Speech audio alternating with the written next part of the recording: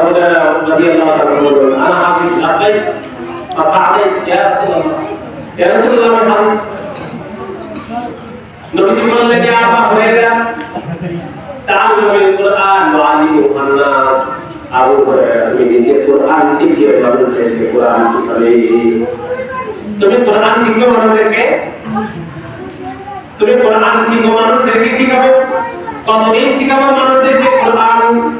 নবীজি বলেন, হাত্তা ইয়াতিয়াকাল মাউত, মৃত্যু যতক্ষণ পর্যন্ত তোমার সঙ্গে স্পর্শ না করে, তোমার সঙ্গে সাক্ষাৎ না করে, মারাত্মক মৌত যতক্ষণ না আসে, তার মানে তোমার যতক্ষণ মৃত্যু না হয়ে যায়, তুমি কোরআন শিখে থাকবে, আমল করবে। তাহলে কি লাভ হবে?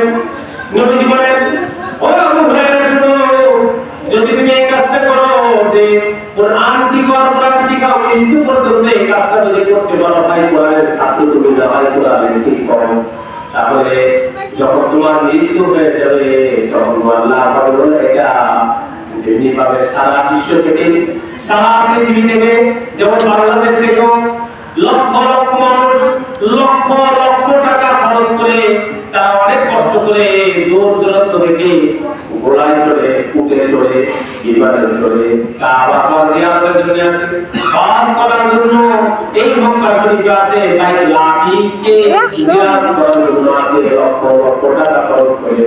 আবু হুরায়রা, যদি তুমি কোরআন শিখাইতে থাকো, মৃত্যু পর্যন্ত এই কাজটা করতে পারো, তাহলে আসমানের ফেরেশতারা তোমার মৃত্যুর পর তোমার কবর জিয়ারত করার জন্য স্বয়ং চলে আসবে। আসমানের ফেরেশতারা তোমার কবর জিয়ারত করার জন্য আসবে দুনিয়াতে। কি বলেন? যে তুমি কোরআন